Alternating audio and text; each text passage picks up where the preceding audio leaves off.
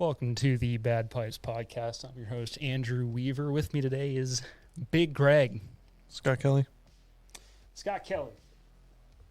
It's me. The man, the myth, the legend. Okay. I got some heat I want to come in here with today. Okay. Have you ever looked into Star Wars Shatterpoint? Nope. So Star Wars Shatterpoint is a skirmish game. Pretty new. The core set box comes with 16 models. How much do you think the core set box is from the retailer? 16 models. $80. No. It's $160. What? And from a lot of like Amazon and other places, like, you know how there's like getting it from the source, they're always charging you max for it. But if you get it from like Amazon or Miniature Market or one of those other websites, they've got it on like the actual price, like what it should actually be. Yeah. $132 for 16 models and a little bit of terrain, right? That's the core set. Yeah, I see it right here. Yeah. Then you look at the That's wild. you cannot run dual pack, right? Which is Darth Vader and Kenobi and some like a terrain feature display. That's $72. The Hello There squad, which is Kenobi and I think Kenobi, Cody, and 2 clone troopers, $40.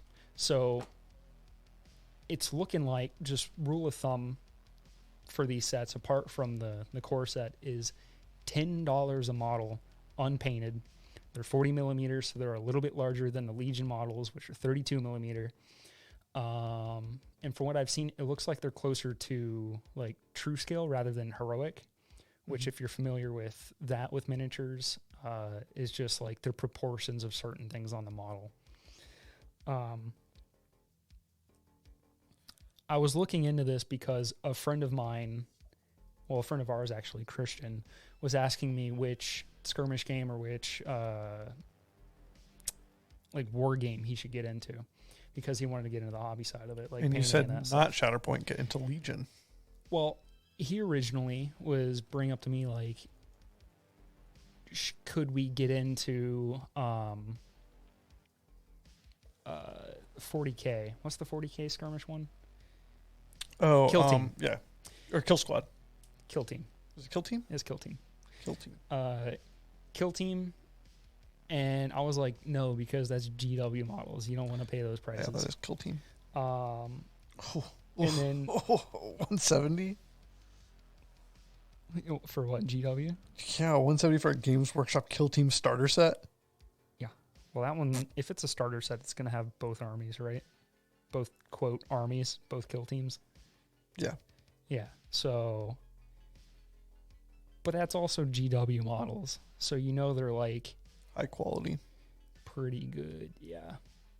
That said, like, the Shatterpoint models don't look bad, but the prices for them are wild. I mean, like, compare the fucking 160 retail, right, to the 120, I think. The 120-ish that you can do for, like, a Battle Force box for Legion, which is going to give you essentially an entire 800-point army. Yeah. Like, that's crazy, you know? And you can find both of the Star Wars Legion core sets for, like, $95 each anywhere. $95, $99. Yeah, and that's going to be Commander, I think 2 core squads, and then, like, Specialist or something else. Yeah. I even was comparing it to, like, my Shore Troopers, right? Because I didn't build out of a core set. I built ad hoc or whatever. But, like, the Shore Trooper expansions are 7 models for $28. 7 models for $28, right? So yeah, it's, I mean, you'd be getting not even 3 models completely for for Shatterpoint with that. The kind of interesting thing about Shatterpoint is that it's entirely set in the Clone Wars. So you're only going to have like Asajj Ventress, Dooku, probably Anakin Skywalker in the 501st. Yeah. Kenobi in the, what, is it 222nd or 202nd? I can't remember. But yeah, I mean, GW charges like $60 for a squad, right? $30 to $35 for a named character. But their squads have between 5 and 10 models, right? So that's like the range of price for GW is, I mean, what's fucking 5 over 60? I don't even know. Wait, what? So GW models, like the unnamed little trooper infantry type guys, the lower range for them is going to be like $6 a model if it's a 10 model unit. But then it ranges up to like $30 to $35 for like a named infantry unit, right? So if I'm running Blood Angels and I want to get the new Dante, right? I think the new Dante is like $35. Yeah.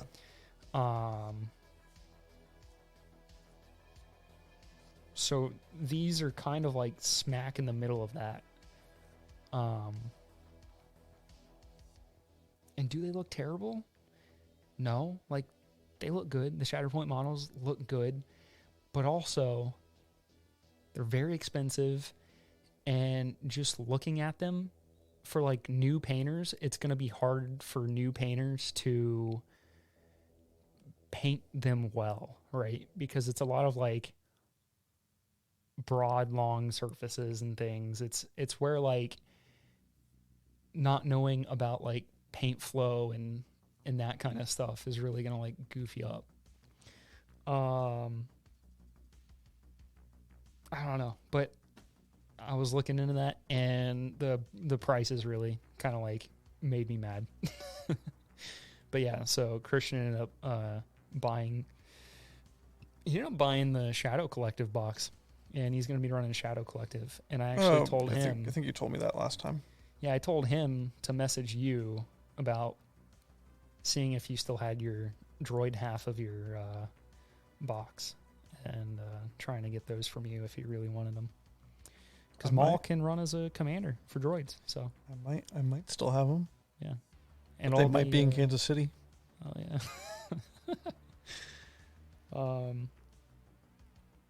Yeah, they're not even assembled.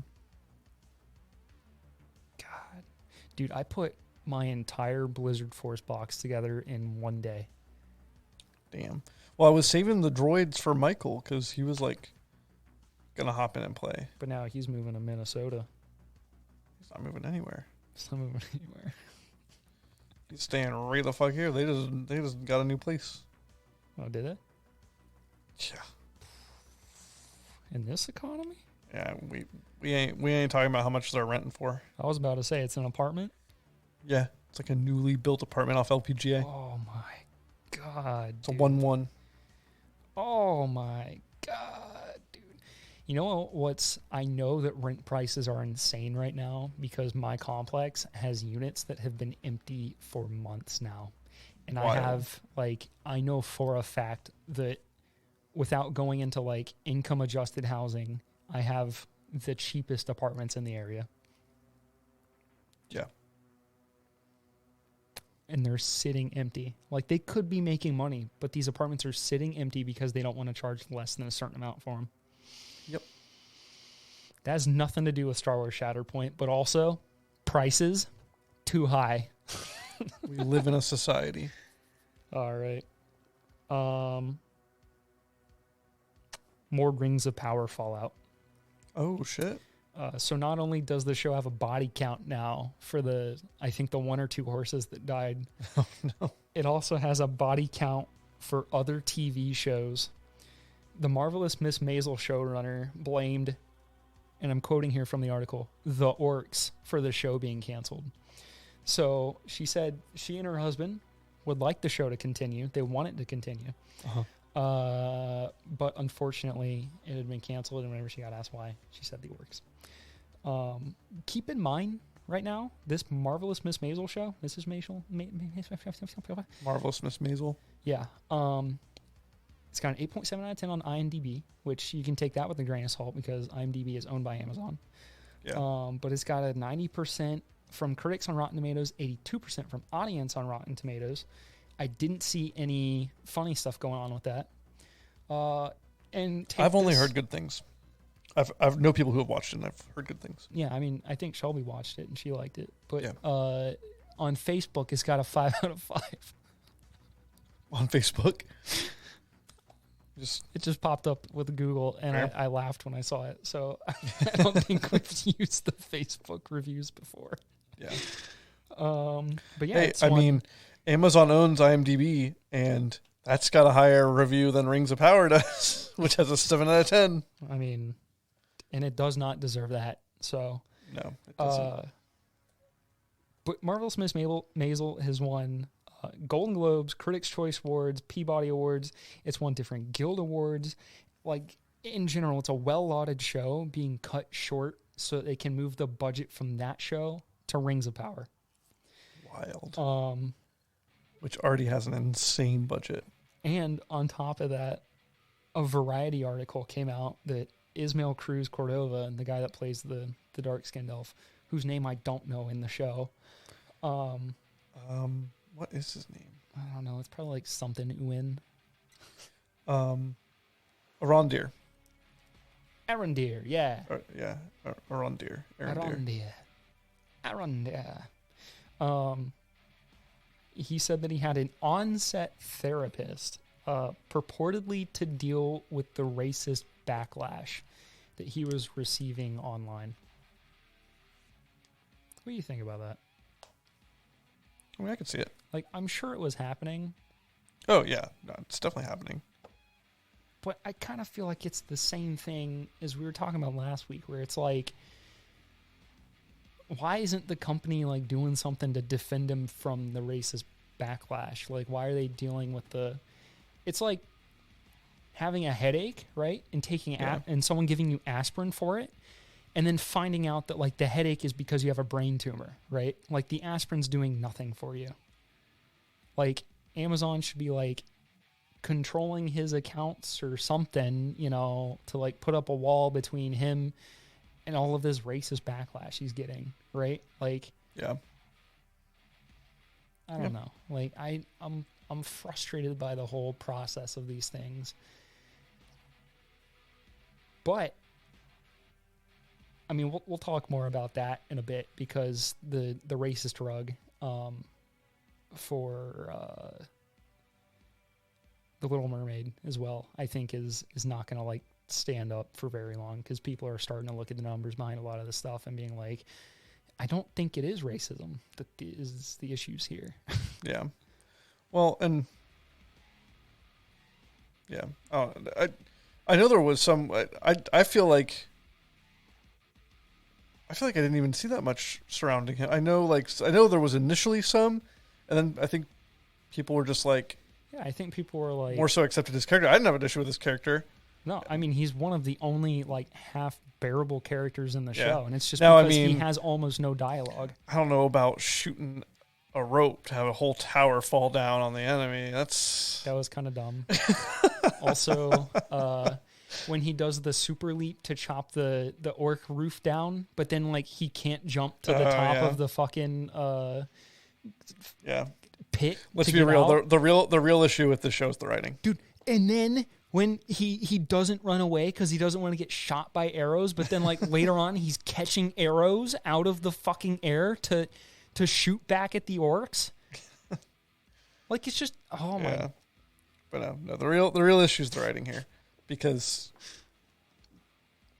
Galadriel, you're as wet as a river rock.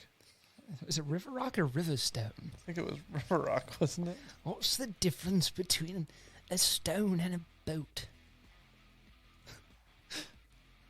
A boat is looking forward, while a rock only ever looks down. Yeah, it's River Rock. You're as wet as a river rock. God, and I hate that. There's literally just a fucking Reddit meme. of it. Oh my god.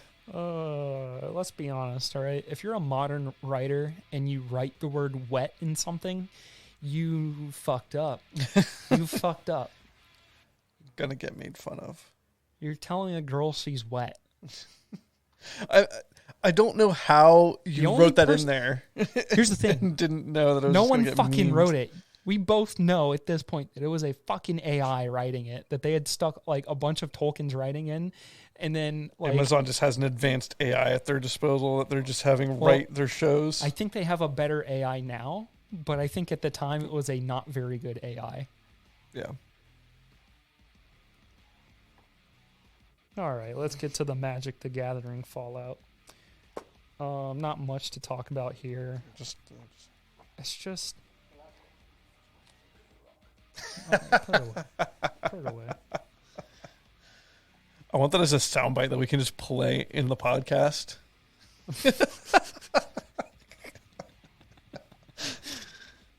Oh, God. All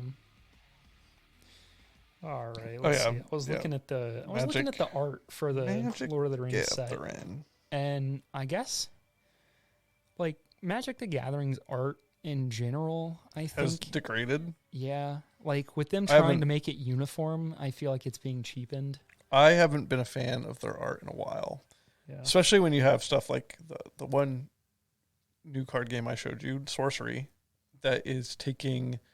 Yeah, when we looked at the art for that, I thought it was a lot better. Very impressive. I mean, you have Rosetta in there. Like, you have, like... I don't know, just that old classic fantasy feel with those cards. The new Magic stuff looks like it's trying to be comic book art. And I don't know if that's because they plan on at some point releasing a line of comics for it that will already have their, like, art style in place for it. But yeah, I don't know. I didn't really care for it.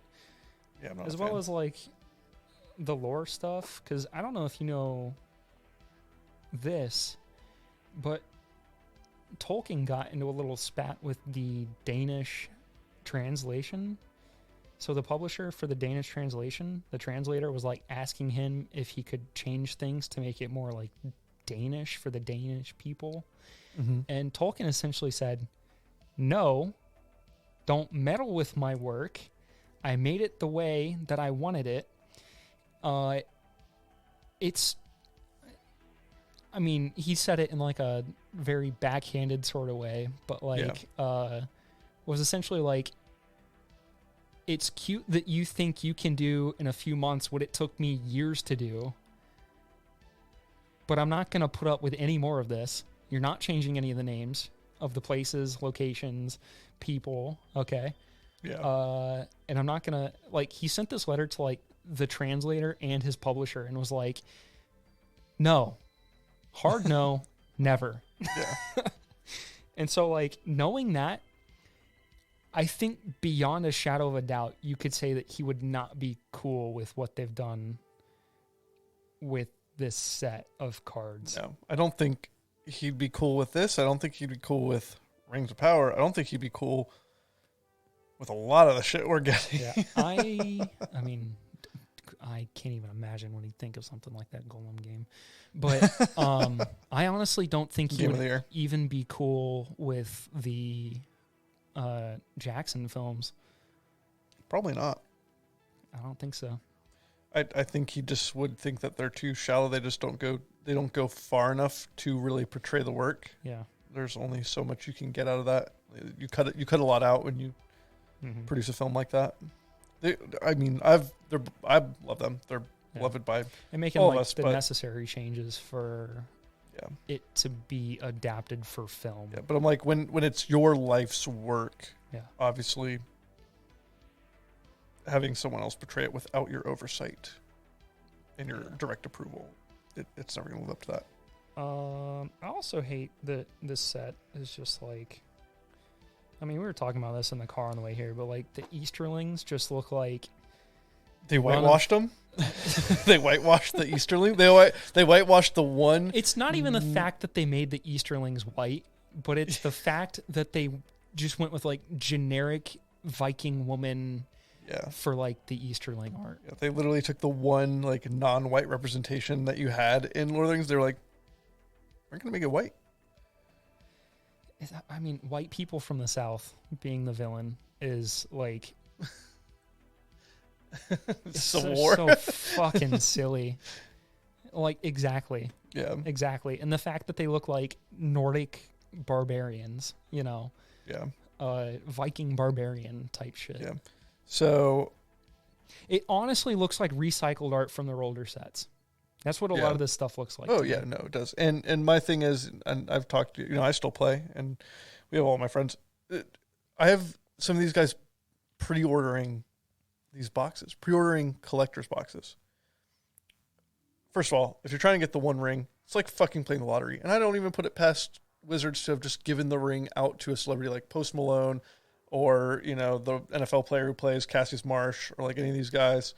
I think it'd be, obviously it's going to be super disingenuous if they do this, but like, if you're trying to get the one ring, it's like playing the lottery. Save your money. Instead of paying $376 now, an extra $25 on top of, I think the price we originally talked about, $350. It's $376 to buy a collector's box for 12 packs. Yep. 12 packs of cards. No thanks. Michael's talking about buying a fucking collector's box. I was just like, don't fucking do it. Yeah. Here's my other thing.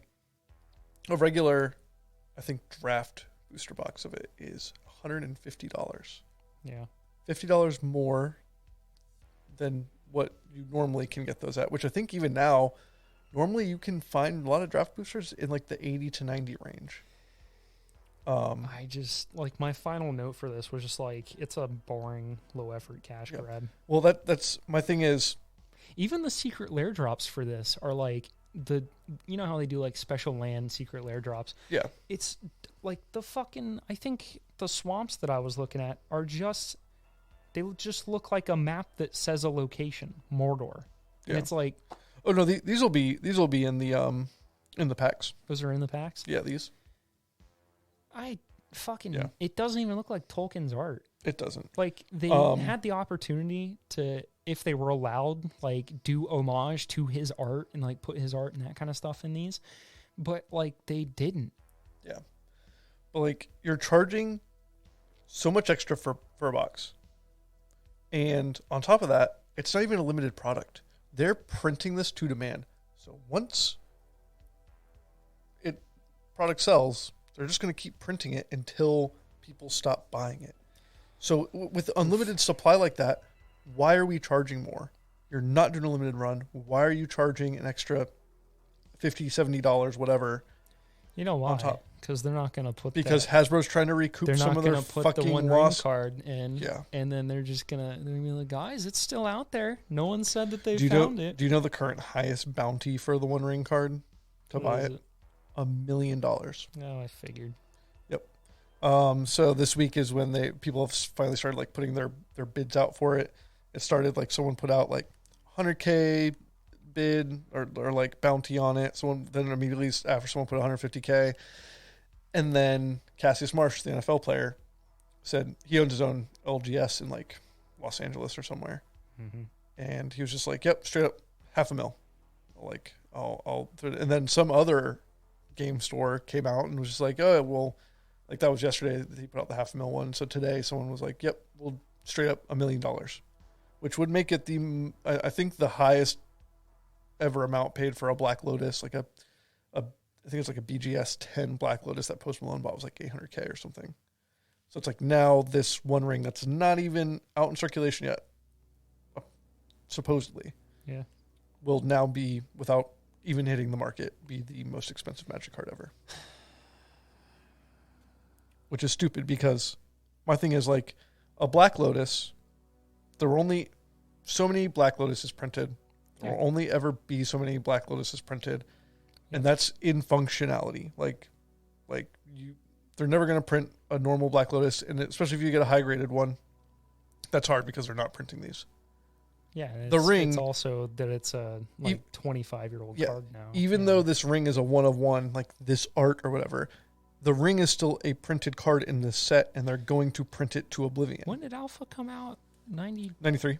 93? 93 is when Okay. Magic So first it's started. a fucking 30-year-old card. It is a 30-year-old card. But my thing is, the One Ring, they have other versions of it in the set. Like, in functionality, you can get the exact same card in the set that's going to be printed to oblivion. And you can get just however many fucking copies. I don't know. Maybe I'll buy a box, and if I get it, I'll just lick it. Well, I was thinking of getting...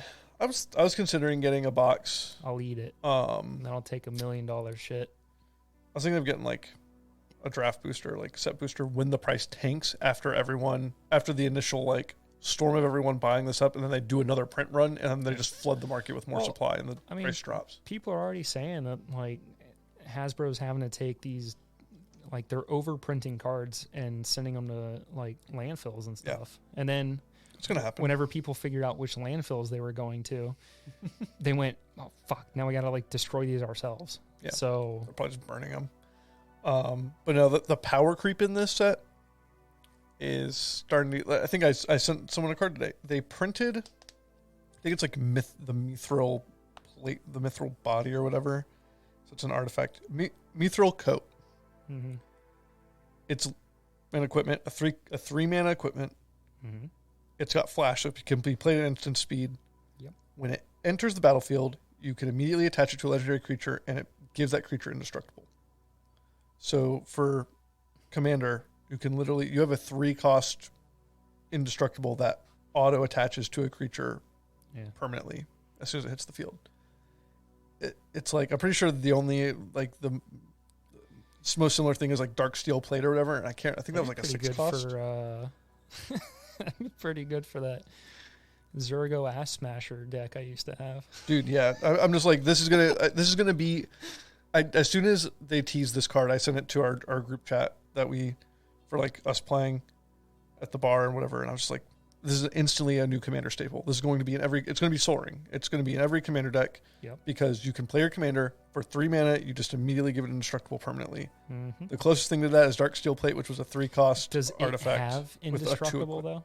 It does. The artifact itself has indestructible too. Wow. It's got flash. The artifact itself is indestructible, and then you well, you know drop what? it. I always say, and then Jake took way too far, is the only thing stronger than a kill is a forced sacrifice. That is true. I put together a Baron deck recently. You know, just send that shit to exile. They do have that one new card. I'm sure that's getting played a lot in white. Is Farewell, which is an exile board wipe. So I think it's a pretty cheap cost too. Yeah. But it just exiles the whole field. I hate Okay, that. enough Magic. Fuck Enough Magic. I'm quitting. I'm quitting Magic. Did we want to break from my stories? Do you have anything you want to talk about? Well, you had told me you want to talk about Foundation. If you want to talk about, if that's like the one that you have, we can leave that for a little bit because that's going to be a long conversation. Yeah, we can. Once I told you I watched it and I loved it, and you were like, "Oh no," I was like, "Oh yeah, he's gonna have something on this." I really like the book Foundation. See, okay. I liked the show, but I've never read the book, so I feel like if I read the book, they destroyed my favorite character. Who was your favorite character? Oh fuck. She's like the Lone Ranger character in the show. Oh, Hardin, Salvor Hardin. Yeah. Yeah, he's like the mayor in the book. He's the fucking dude. And then they turned him into a black woman who's like, I kick ass. And you're like, no, it's not his character. His character outsmarts everyone, you idiot. It's funny you say that because I was watching the show and I go, for some reason I felt like the character should have been like this dude just running around and like trying to maintain or like trying to use his brain to maintain order instead of like it just felt like she was all over the place. Yeah, that's bad writing. Yeah. Okay, no, we'll get there in a second. I got some more fun stuff before we get there. Have you seen AI_Sponge on YouTube? No. Okay, it's an A. Okay, so that's the name of the channel. All right, the name of the stream. It's an ongoing stream. The title of the stream is AI generated sponge exclamation point, and then in parentheses parody. It is an AI SpongeBob show that is streaming constantly on YouTube. Like today, whenever I checked at 12:45 p.m., it had 6,500 concurrent viewers. I've been getting this stream recommended to me for about a week now, and it's definitely in the vein of like the AI Seinfeld that was on Twitch, and like viewers can pay to be a fish in the stream, can affect the dialogue. It's fucking wild. Like literally the first time that I went, what the fuck is this? And like played it to see what it was. The very first thing that happened was that SpongeBob was talking to Sandy and said, maybe you need to take a pregnancy test. And I went, what? No, apparently it's down now. Is it? It's not currently live. Oh, man. Maybe it's just up for certain times. Oh, and I think they must have like done something to piss off YouTube, because they, even trying to like go watch the last stream, which was a day ago, which is a 49-hour stream. Oh, wow. I click on it. It says this live stream recording is not available. I had to wonder how soon it was going to get shut down. Get out of here. Sure. Because it was like, that was the first thing I heard. I watched this for like maybe 5 minutes just to see like how it worked. There was a point where SpongeBob is talking to Squidward, and he's like, Squidward, do you know any good jokes? And he goes, yeah, but this one's a little naughty. And he's like, what is it? And he's like, I love to eat cum. And I was like, oh. Don't worry, SpongeBob. I've already talked to him and he said it was okay. Mr. Krabs said it was okay. Well, he thinks it'll be a great experience for us. They're talking about going to Brazil. Well, if Mr. Krabs says it's okay, Wait, Okay, stop it. can Pause. go. Turn this Go off. for a little while. Make it stop. Okay. Oh man. So I guess that's the AI news of the week. I'll be awaiting the next live stream. All right, let's get back to some silly movie talk. I want to bring up some numbers now about Little Mermaid, Fast X, and Spider-Man Across the Spider-Verse. Now, last week we talked about Little Mermaid and how the entire rest of the world was racist, and that's why they didn't go see this movie. In that time, I think Fast X came out and Spider-Man Across the Spider-Verse has come out. So let's go through some numbers real quick. Little Mermaid, globally, as of today, is estimated to have taken in about 327 million. The viewership is tanking, though. I don't think it's likely to see 500 million. It especially tanked in China and Korea, two major markets for Disney.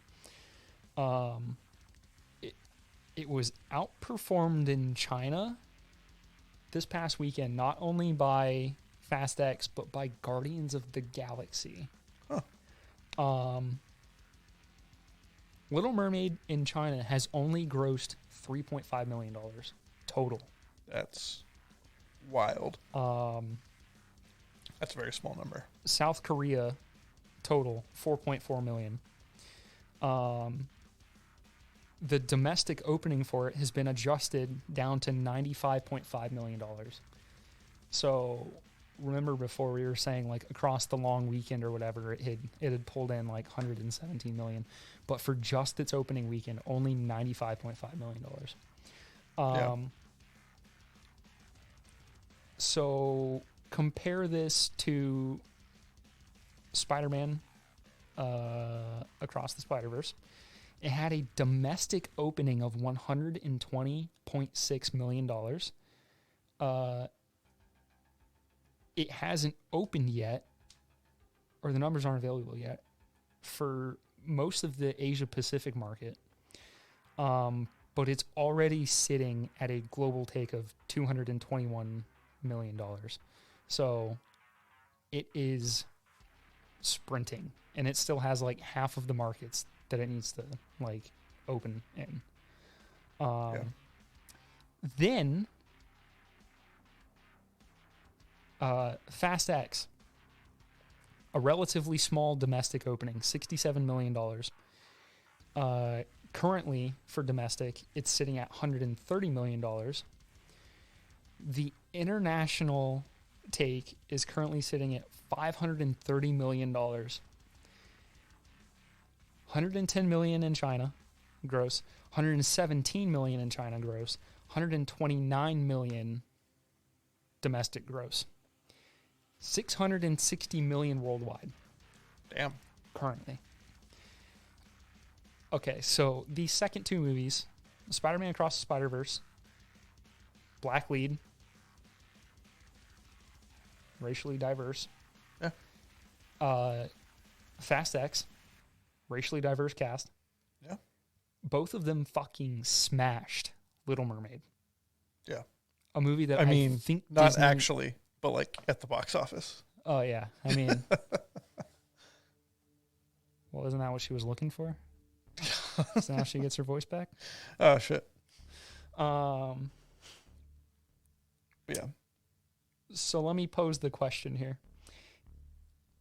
Is it racism that kept The Little Mermaid from being a success? Because people are saying that this is actually going to lose Disney money now. Yeah. I think we discussed this last time. I said, no. I don't think enough people care about the live action adaptations. Again, we're just retelling the same story and adding nonsense to it. 'Cause apparently we just need to increase the runtime for fucking no reason. Yeah, like that hour-long runtime kind of blows me away. Yeah. Even watching, which we'll get to eventually, The Last Jedi, I was like, this movie needed to have been like an hour and a half shorter. But I mean, Spider-Man and the Spider-Verse, 97% from critics. Quit fucking with your mic. Sorry. 97% from critics. 94 audience. And you know what's crazy? When I go click on that audience rating, it doesn't take me to only the verified audience. It takes me to all audience scores. Damn, what's up? But yeah. Black lead. Yeah. Black lead. So like, love some Miles Morales. What's up with that? Why wasn't that? I mean, Peter Parker, white Spider-Man, replaced by Miles Morales.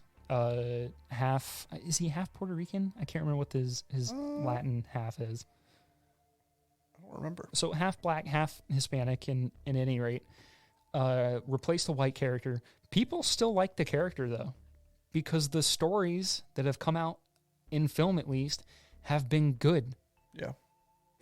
Like I saw the first one. I haven't had a chance to see this one yet. He's African American, Puerto Rican. Puerto Rican, yeah.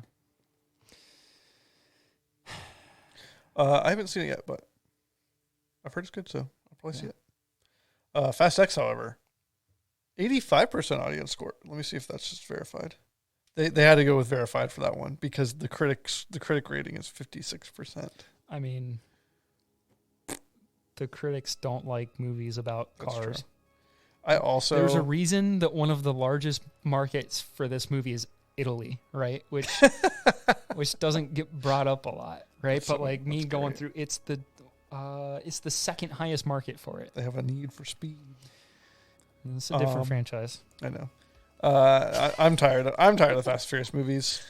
I think there's too fucking many. I was tired of them after like the second one. Let them die. People like them though. I have not watched all of them, but it's another one of those things where it's like you make a fun movie, people are gonna like it, you know? Yeah. All right, so now had a little article from WDW Pro, if people are familiar with them. and trust them, that's cool. If you don't, I think this is still just interesting. So there was they did an article report. UK government threatening to dissolve Star Wars Acolyte production and seize assets. So the article basically boils down to saying that the shell company in charge of production for the Acolyte was given public notice that it was out of compliance with the UK's Business Registration Authority, which I believe is called the Companies House. It's kind of interesting because the show is done with both first and second unit production. So that means that all of the narrative and all of the action stuff has been filmed. And it is purportedly just in the process of the CGI and the visual effects and that sort of stuff.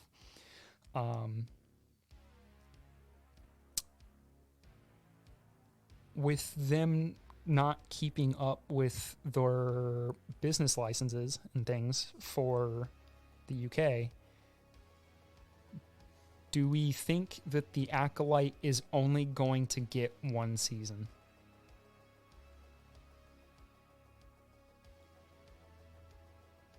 Or do we think that this is just Disney accounting goofing up and they're going to like write this at some point? Because I haven't heard anything good about the Acolyte's production. Yeah, we've got sounds like a mess. Leslie Headland, who is Harvey Weinstein's ex personal assistant, who's the head of the project. We've got the lawsuit from the woman who I cannot remember her name right now. It's in my notes somewhere. But who was suing the production company because they hired her. She worked for them for 3 weeks, and then on day one of like actual production, they fired her. They let her go.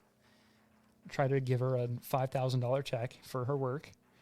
And then she sued. It's pretty good for one day's work. Yeah, for us fucking peons.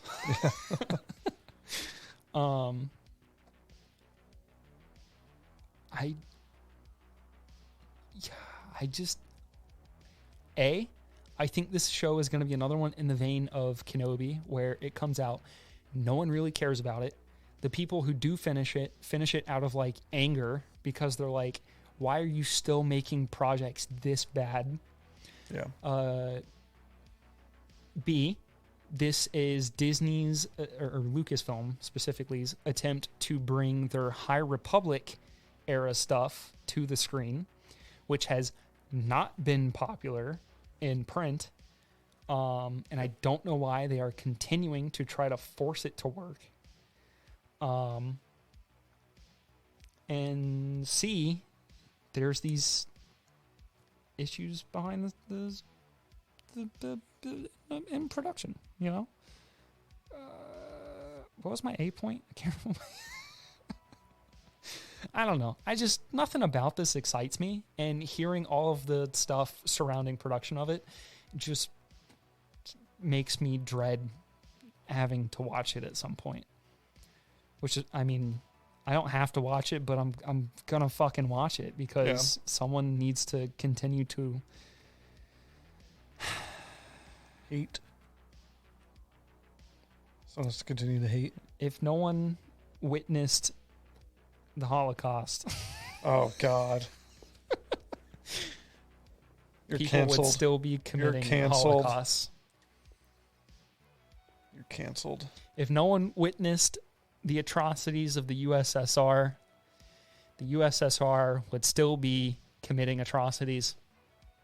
Some say it is in Ukraine. Yeah, I don't know. Me either. Are you excited whatsoever for like the Acolyte to come out? Nope.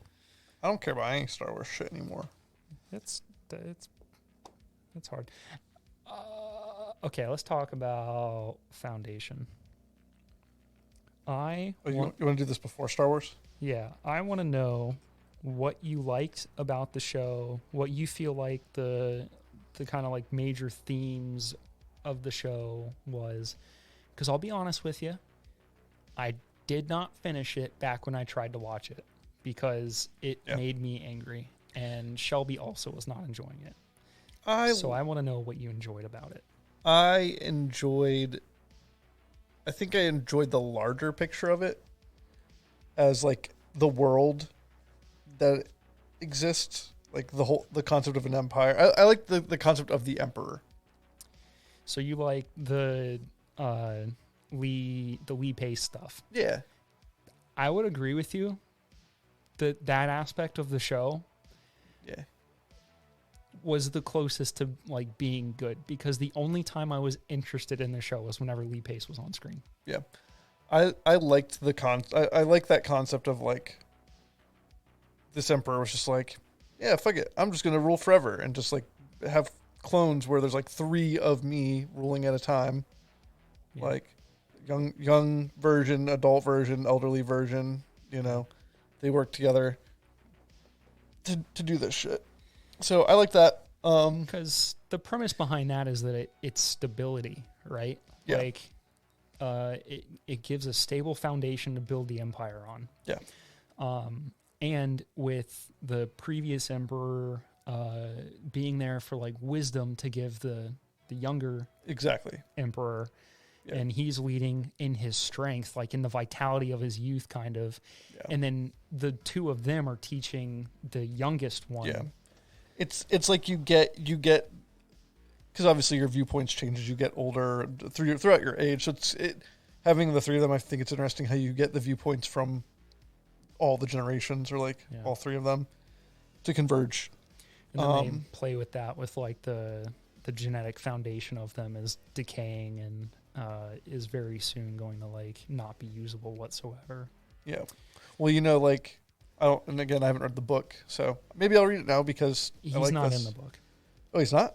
That's crazy. I'm going to need to read this to figure out what the fuck is going on. He might be in one of like the later books, because Foundation does go on for a while. Oh yeah, no, I looked at the whole timeline here. Yeah, but if you and how he wrote like prequels the later on. original trilogy, he's not in there. Okay, well I want to read it anyways, so I'm probably gonna read it. I highly recommend it. And it's very digestible because it's written as like a meta narrative. So the first book is like 5 kind of like loosely linked short stories that tell a greater story. Yeah. No, I'm probably gonna read it. The other thing I liked, I just liked this. I also liked the concept of like, again, it all comes down to bigger picture. Like, okay, you have like Harry Seldon, who's just like, yeah, this shit's gonna all fucking fall apart, and we gotta go make a vault. We gotta make a library. We gotta compile human knowledge. But that's not actually what he's doing. He's just setting the seeds of a revolution against the Empire. Oh, God. Is that what they do with it? Like, so you have like Foundation ends up being like leading a revolt against the Empire? Yeah, so what ends up happening is... Because, I only watched, like, the first, I think, 4 episodes before I went, I cannot fucking stand the show anymore, and was done. And from what I read, it sounds like this is not how it goes in the book, because it sounds like Salvador Hardin does some shit with the Anacreons and, like, the... So, basically, he sets Foundation up to be stuck in the middle of 2, like, warring planets. Yeah. Anacreon... It's Anacreon and Theth, something with a T. Something like that. So basically what he does is he puts Foundation in a place so that these like societal hardships would pop up. And he would be like, basically you guys are on the correct path if this has happened. And then he would like give you a string of events, and like I think by the end of the first book he's like, at this point you guys are kind of on your own, because this is about where the limit of my stuff is. but also like this is what should have happened, and then none of it has happened, and they're like, oh fuck. I want to read the book now. And because the whole premise of it, right, is that his whole math, like the idea behind his mathematics is that a single individual, their decisions cannot be like forecast or like predicted. It's just the bigger picture. Yeah, but like mobs of people can be predicted. Yeah. And so what ends up happening is he sets all of this into place, and a mutant pops up who can control people. Oh. And his name is the Mule, and I think he might come into the show at some point. He didn't come into the show at any point in this. I think I saw something about the Mule. Because I was just like looking through like Foundation stuff. Yeah. Like online or whatever. No, because like the whole thing with this one was, I don't know how far you got. Because he died. When does he die in the book? He's dead, I think, before they... Like, I don't think he goes to Foundation. First off, yeah, he doesn't go to Foundation. Keep in mind, if I get some things wrong here, it's because I read this when I was about 20 years old, right? And I'm pushing 30. Yeah. So it has been about 10 years since I read this. But he doesn't go to Foundation. He sends them there, and then they like democratically elect someone to be the mayor. Well, so he never makes it there in the show. Yeah, he gets murdered. I saw that. Okay, yes. Well, murdered. It was like he foretold his he knew he needed to die. Yeah, he fucking martyrs himself to like give them all something around. Yeah. He's trying to basically become like basically he's a martyr. He's trying to become like someone stupid. And they have a statue of him in the town. It's so fucking counter what the whole point of the story is. Yeah. Sorry. But then in that vein, yeah. What do you feel like the major theme of the show is? Because like shows and works of art are kind of like defined by their themes, right? It's like what's the larger message that this is supposed to give you to take away from it, so that like when you're done with this story, you have something to leave with and carry with you. So like, what do you feel like that was with this show? Like, what's the lasting impression that would encourage you to encourage someone else to watch this?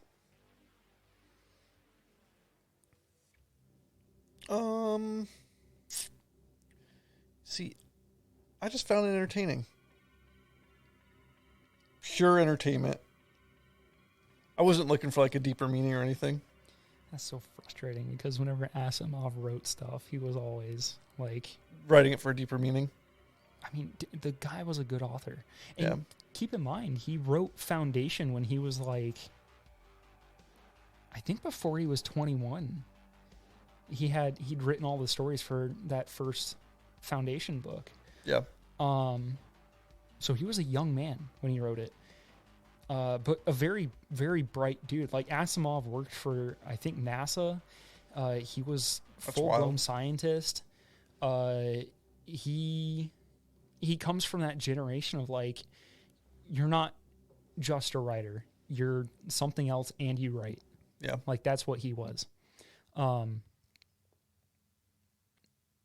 In fact, I would even argue that a lot of the time his writing is not particularly great, but his stories are, right? So you'll have someone like F. Scott Fitzgerald, right? Mm-hmm. Whose stories I find dreadfully boring. I cannot stand him. He wrote The Great Gatsby. The Great Gatsby is like the most boring book ever, but there's like some prose in there that's like some very florid, beautiful writing. Yeah. Asimov, I feel like, is the opposite. Not very florid, beautiful writing, but like very punchy at times, and usually he's saying something with it. To be fair, Fitzgerald was also saying things, but I just think it's a bunch of fucking depressive, nihilistic nonsense. Yeah. But like Asimov was very much a guy that was like, technology is fantastic. It's going to lead us into like a new realm of like human potential, and like, because he also wrote iRobot. Do you know that? Yeah. And iRobot is also written pretty much the same way as Foundation was. It's a series of stories that tell a larger story. Yeah.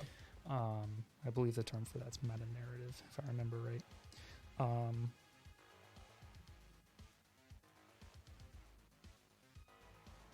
I just got so distracted because I was like, what is on my knuckle? And I just have one very long knuckle hair, and I think it's because I haven't played with fire in long enough to accidentally singe off all my knuckle hair. Oh, so What are you looking up? Asimov's daughter is one of the producers on the show? Oh, that's disappointing. Yeah. Executive producer.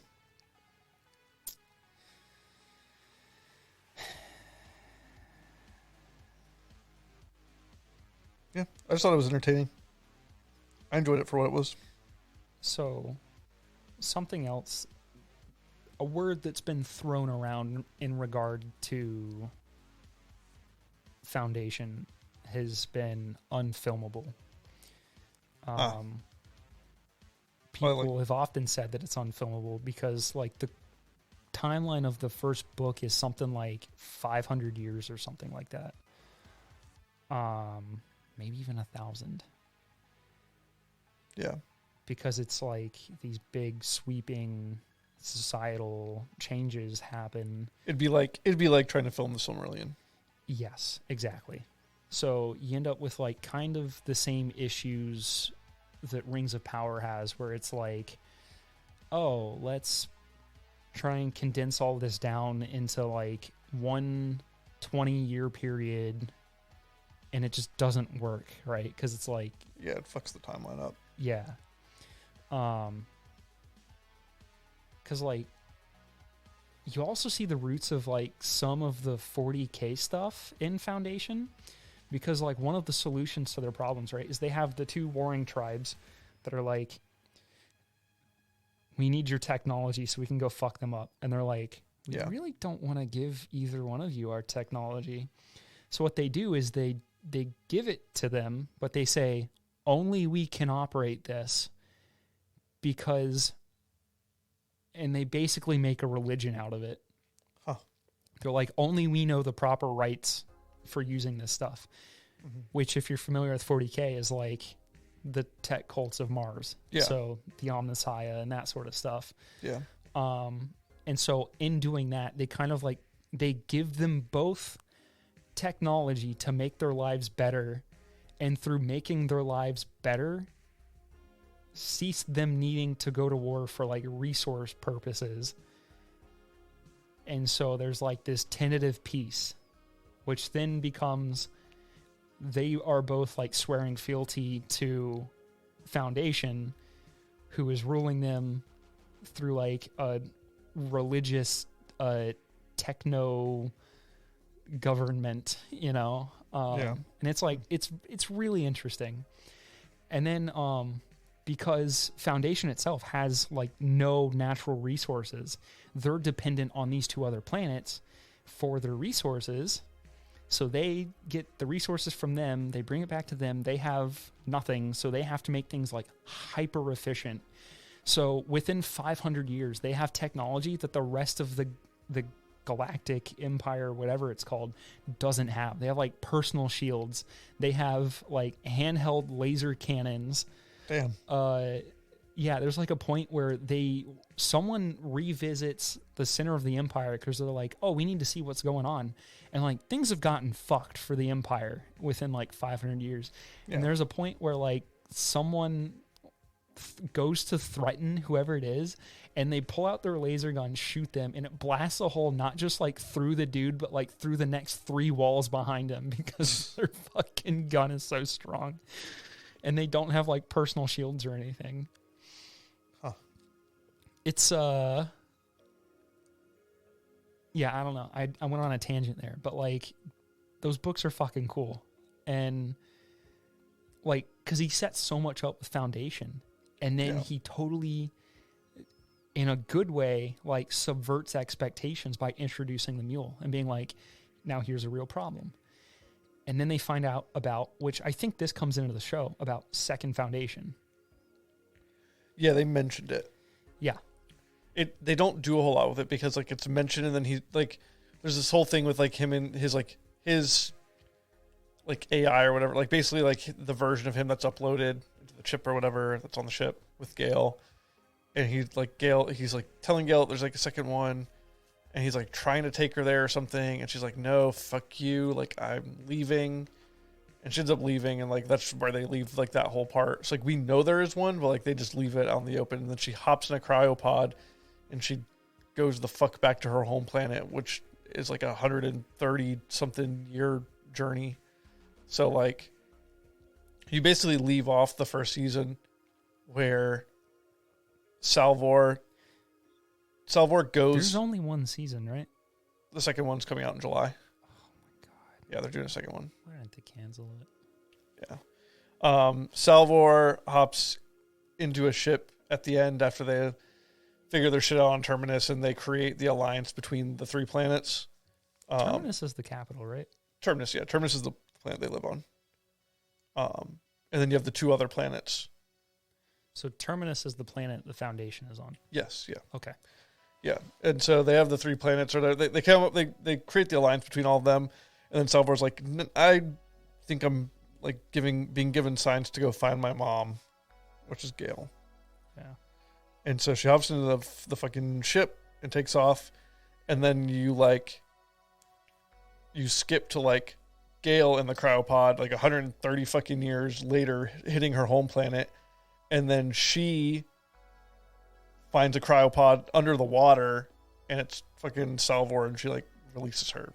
And she's been like in cryo for like a century, just like waiting, like trying to. Her pod crashed on the planet, and she got stuck there. And so then they release, and then that's where they leave it. It's like they're about to fucking talk. So, I hate that. Yeah. I'll probably read the book, and then I'll probably hate the show. But for now, well, I enjoyed it. The book is so like old school too, because I think it's Salvor Hardin he's like the elected mayor or something. Yeah, apparently he's the mayor. And he's just like the cigar smoking man's man kind of character. Yeah. And then he's just like, they fucking ruined him in this.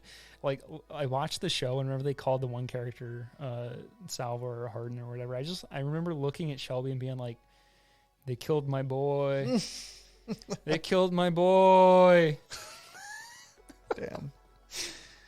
Yeah, I was real frustrated watching that show. Because I was just like, none of this happens. None of this. But Lee Pace is great in the show.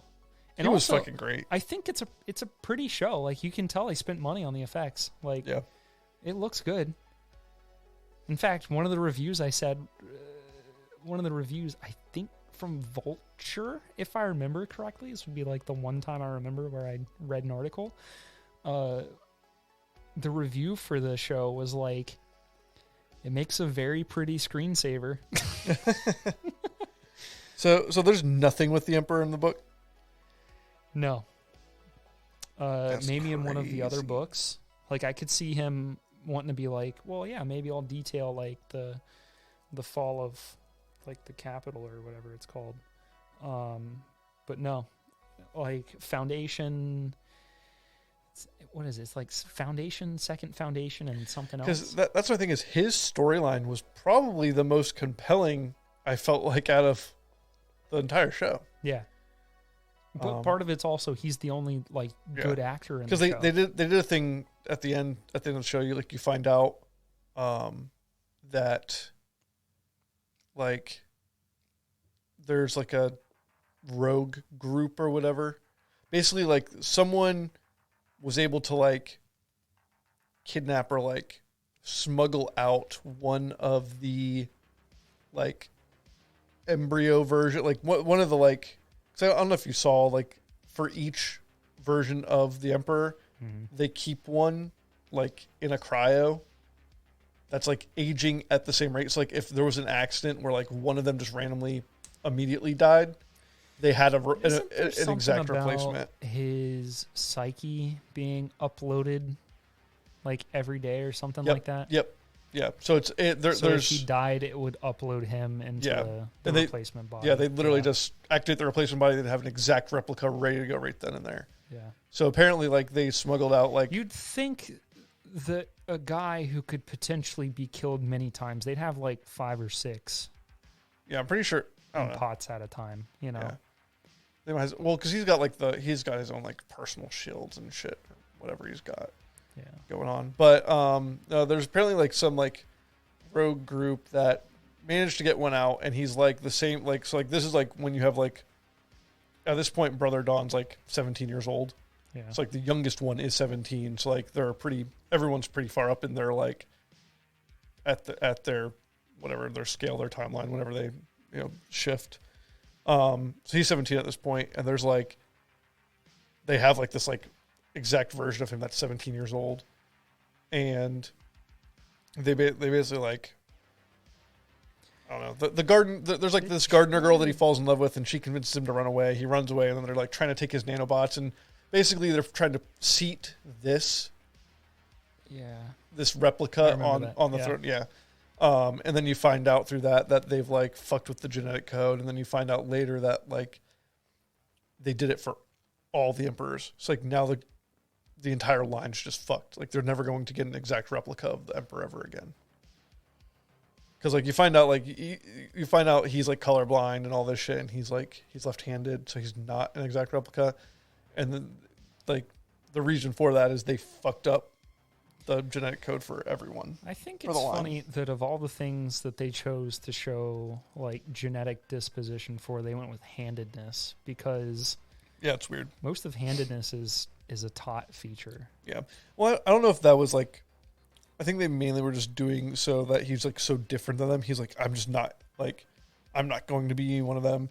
And maybe it comes down to, like, it is learned, but maybe just, like, representing how, like... Well, like, a lot of Middle Eastern societies, because, like, you don't shake hands with your left hand because that's your booty wiping hand. Yeah. Like, you don't eat with your left hand.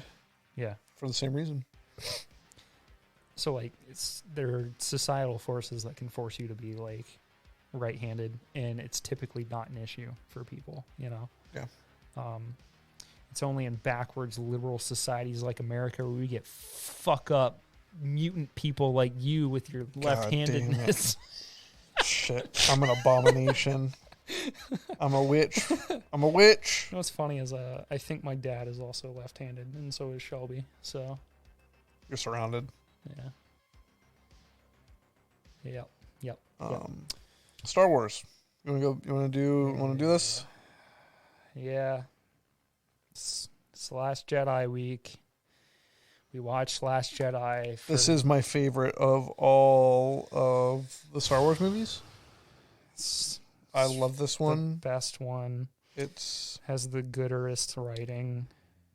If you thought it was snow, it's salt.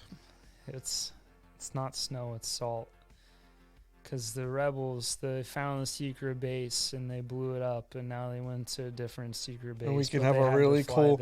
We can shoot a really cool scene where there's, like, red stuff. There's red. It's red. And under the salt, it's red. Red is like blood. It's a mystery. It's a symbol for blood. It means passion. Under the salt is passion. This is for the fans. This one goes out to all the fans. I wrote a pros and cons list for this one because I said I have so many pros for this movie. I probably won't be able to make even 3 cons. So for pros, there's a lightsaber dismemberment. Snoke is cut into pieces. Also, some of the Emperor's guards. They're not Emperor's guards in this one. I don't know what they're actually called, but the Red Guard people. That's from Skyrim. They're not actually Red Guard, but they're guys in red armor, and they have Snoke's guards. And one of them gets cut into pieces. Another guy gets turned into confetti. I don't know why they have confetti makers in the Emperor's room. I guess in case he likes to party. The Ben Swallow scene was also very good. I like when he doesn't have a shirt on, but his pants are too high, and he looks funny. And his boobies are bigger than Ray's boobies. That's kind of crazy in this movie. The man got the bigger boobies than Ray's movies. Also in this movie, the music is good because once again, it's John Williams, and he makes the movies have the music, and that's good for all of us.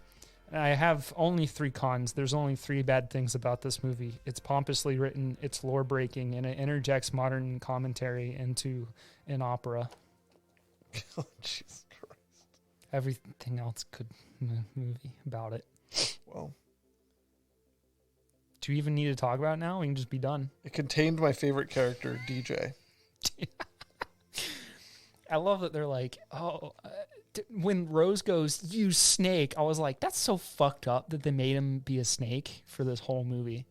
He does and you're like, oh my God, you gave him a fucking speech impediment just to make him more snake-like? That's so fucked up, man. They gave him a fucking physical deformity just to make him more like a snake. And he's played by Benicio del Toro. I didn't even think about that. An award-winning actor. A beautiful boy who was so underutilized in this fucking movie. All right, no. I'm going to say right off the bat, because this is how the movie opens up, I was incredibly frustrated with the ship design and the tactics in this one. The First Order fucking shows up with one of their biggest ships, a heavy dreadnought, or whatever the hell it's called, and they have 0 fighter escort. Yeah. Like, they don't come out of hyperspace and immediately deploy a fighter escort. Like, dude, you don't even have to be a, like, big brainer guy to be like, of course they have a fighter escort. Every other Star Wars movie, if there is a ship, it has a fighter escort. The fucking Death Star has a fighter escort. There are fighter patrols around the Death Star that they come up against in A New Hope.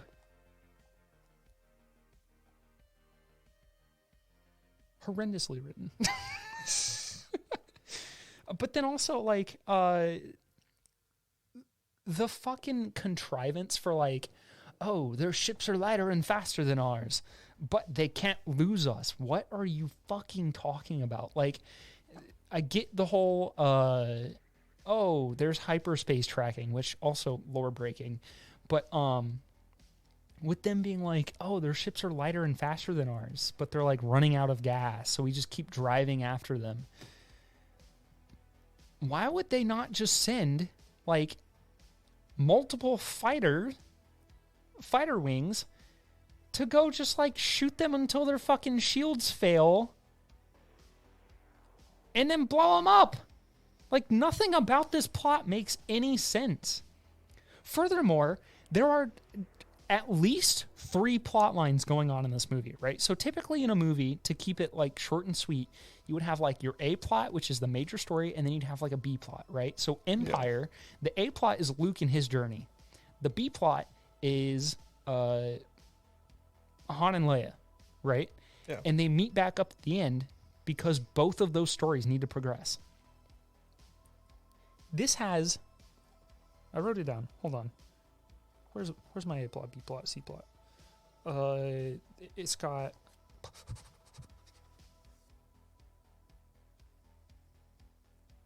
There it is. A plot. Rey, Ben, Luke, Snoke. B plot. Poe, Holdo, Leia. C plot. Rose and Finn. And I guess DJ as well. Yeah. DJ Snake. That's too many plots. That's the reason why this is the longest running Star Wars movie. I didn't even know that. Yeah, fucking... 152 minutes. Yeah. 152 minutes. Yeah, you thought Revenge of the Sith was long because it had... 2 hours and 32 minutes. Yeah. Too long. God, you know what else really bugged me was like the inconsistent costuming.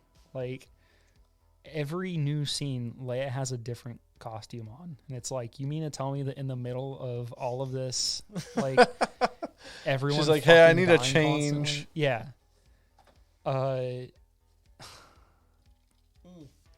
Luke tosses the lightsaber. This movie, in that moment, spawned an internet-wide hatred of the subverted expectations trope. Oh yeah, Like, trash. I watched that, and I had like internet war flashbacks, like Vietnam internet war flashbacks of just like subverted expectations. I went to a dark place watching this movie. You know, it has my favorite character. It also has my favorite scene, which is when Leia gets blasted out of the fucking ship and she forces herself back in. And also repairs the glass. Does she repair the glass? She repairs the glass. Does it? No, maybe not. Did the glass not get repaired? Hold on. You talking about the door? Oh yeah, it was the door. Because the proton torpedoes, I assuming they're proton torpedoes or ion torpedoes. They were blue, so it makes me think they're ion. Anyway, those blow up the command deck. The external flies off. She gets sucked out with it. Then she Mary Poppins herself back, which is, I think, the internet term for what she does there. She Mary Poppins herself back using the Force, and she slaps her palm on the door, and the door opens. That's what it was. Even though there's zero atmosphere outside, so that door opens. It should have been like sucking everyone out. Yep. But we don't see any of that. It cuts immediately to her on the bed with like, I think, ice crystals on her face, and they slap a mask on her and they're like, "Make way!" Yeah. Yeah, here's the scene right here. She gets blasted the fuck out of the ship. Dude, I watched this literally today. I don't need to see this. Also, Kylo Ren being like the most I do nothing this movie character for this whole movie. I like how she got blasted the fuck out, and so did everyone else, and everyone else just disappeared, and she's just hanging out all there the in corpses space. disappeared. Yeah, far cry from Revenge of the Sith, where you watch the clones explode and then their bodies are drifting through space. Yeah, clones aren't people, by the way. Yeah, I like how she's just sleeping. She's just sleeping with some ice on her. She's hanging out in space. Like, I remember seeing this in the theater, and I said, "This is fucking stupid." well, because we knew that Carrie Fisher had died at that point, and we were like, "Oh, this is them trying to do like an homage kind of scene to her being in this movie." I got that. I still thought it was fucking stupid in theaters. It was. You know what's funny? We saw this movie for the first time together. Do you remember that? Did we? Yeah, we saw the midnight one. We did. That's fucking right. I do remember that. Your ex-fiance didn't want to go. And so you were like, "Hey, do you want to go with me?" That's right. That's right. Because I remember driving away and you asking me, like, "What did you think of it? Did you like it?" And me being like, "I don't know. Like, I feel like there were moments I liked, but there." Yeah, I remember us being like, "Eh." I remember particularly being like, "I guess I liked it,"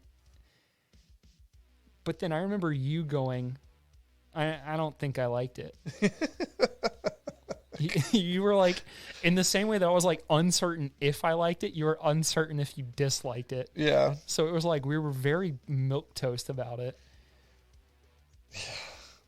But then like years later, I remember being like bothered by this movie, right? Yeah. Years later. No, whenever it came out for like streaming on, because it was streaming on Netflix originally, I think. I remember watching it like 5 or 6 times in 1 week, being like, what the fuck is bugging me about this movie? And then like gradually I was like making a list of things.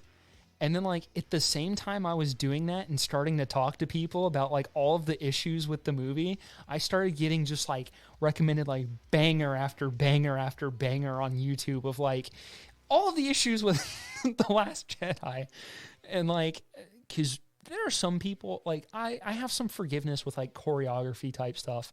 So like the throne room fight, I'm willing to forgive certain things, right? But then like Gwendolyn Christie's character, Phasma, showing up for like fucking 30 seconds of screen time in a 2.5 hour movie.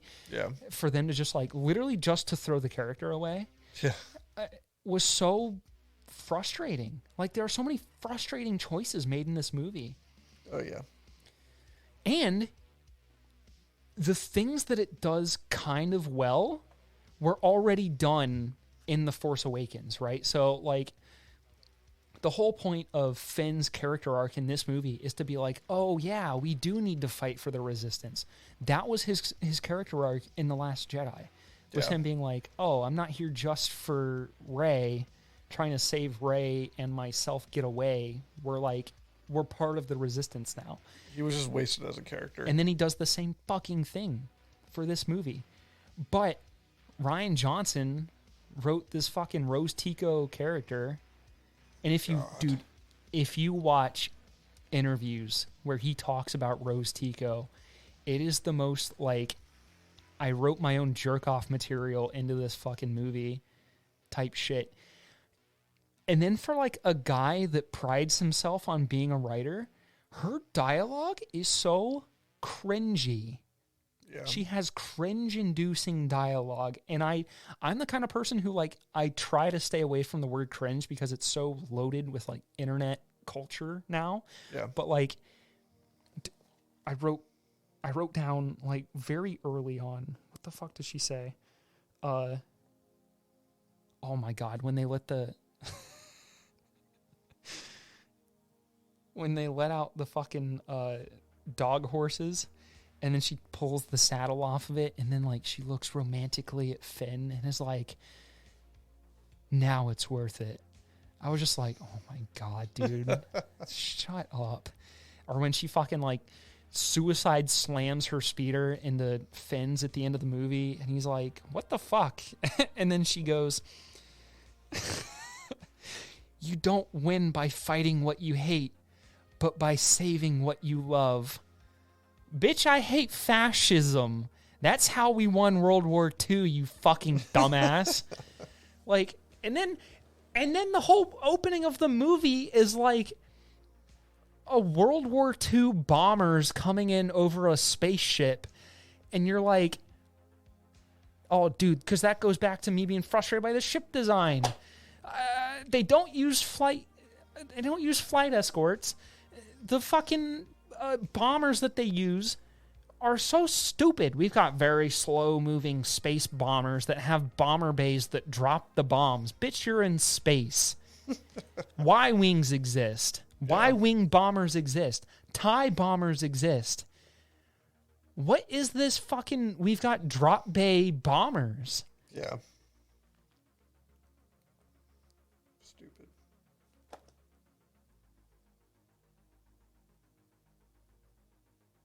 It's me just sitting here like exasperated. I don't understand the choices that they made for this movie, man.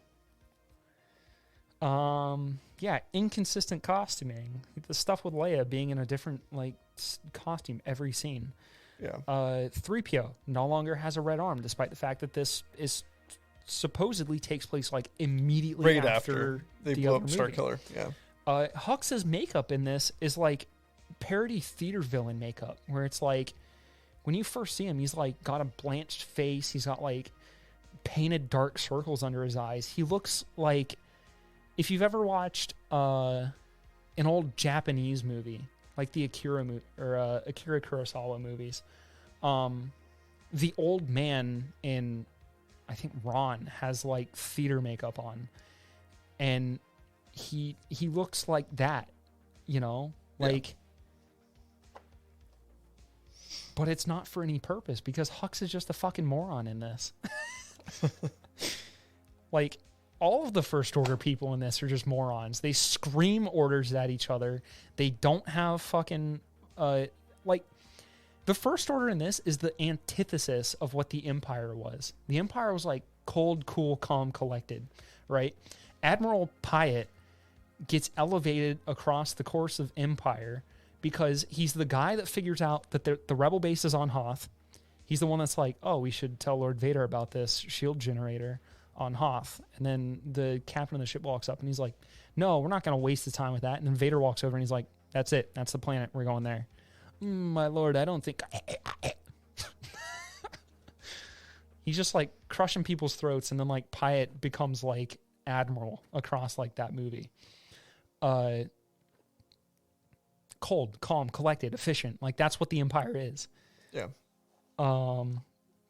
People just scream in this movie for no reason. Like, what is the First Order? They're just a bunch of screaming children. Oh my God. And then the salt planet, great. The visual elements for that. The stupid fucking speeders. Your mono ski. You gotta deploy your mono ski. And then I stick my foot through the bottom of this. Why does it need a fucking the mono ski speeders are stupid. Yeah. They look stupid. Makes no sense. Oh shit, fuck. Ignore the mic noises from me. Unprofessional. Also, do you know, were you paying attention to what class of stormtroopers enter the base on Crate? No. They're snowtroopers. Okay, I thought I was gonna say snowtroopers. I thought I remember them being snowtroopers. Why? Because it's snow. Salt. It's salt. Also, this is the movie where we get the stupid fucking BMX helmets for the Resistance. So whenever you're playing Battlefront 2 and you're playing as the Resistance and all your stupid little fucking Resistance troopers have BMX helmets on, this is the movie that those came from. Remember that, people. God, dude, it's just the dialogue choices in this movie as well. At one point, I just remember them there being a lot of just empty lines. Even the stuff you were saying, Rose was saying, they just feel like they're trying to have these big, deep lines. I'm just you're trying to be too deep, or you're trying to say something. You're trying to say something, and you're saying nothing. You're giving empty lines. It's very Rings of Power in that way, right? Yeah. Oh, exactly. You don't win by fighting what you hate, but by saving what you love. Has the same vibe as do you know the difference between a rock and a boat? A boat looks forward while a rock only looks down. Yeah. And you're like, motherfucker, what? A boat only looks forward? Yeah. What do you tell? What about a mountain? Do mountains not climb to the sky? Bitch, you gonna tell me what's a mountain? Mountain's a rock. Mountain's a bunch of fucking rocks. Yeah, but them rocks are all looking down. No, they're pointing up. The mountain points up. God, man. And then so many of these conversations, they just can't have 100% serious conversation. It's they have to inject some humor in it at some point. Or all of the early conversations between Rey and Luke are Rey tells Luke what Chewbacca said. Yeah. That offended me. Also, every scene with Chewbacca and the Porgs needed to be cut from this movie. They could have cut 6 minutes of runtime just cutting that out because none of it adds anything to this movie. But the Porgs are cute. How are we going to sell our nice little plushy merchandise if we don't have the Porgs in there? They didn't need to be in the movie. They'll fucking sell. You just say, this is from Star Wars. You put a fucking Star Wars tag on it and people go, oh. No, but they had to have it in the movie so the little kids can see it and be Put it in the Mandalorian. Yeah. No, but then they'll take away screen time from their other cash cow, Grogu. I also love that you can't X. And then they try to solve their next problem with X. So, you can't solve your problems by jumping in an X-Wing and blowing shit up. And then, they show up and they're permission to jump in an X-Wing and blow shit up, General? And she's like, sure. And then it's only because the ship gets blown up in the fucking hangar that... Also, you're hold on, why don't you have hanger shields like every other ship that I've ever seen in Star Wars, right? So they'll have their external shields, but then they'll also have the hanger shields so that fighters can't fly into the fucking hangar. Yep. Revenge of the Sith. Did you not notice their shields are still up? Oh, sorry, Master. Bam. Blows up the shields, and then they fucking fly in sideways. I'm angry. I mean, God, again, the runtime filled with stupid jokes that should have been just like edited out. Chewie and the Porgs, every single Porg scene.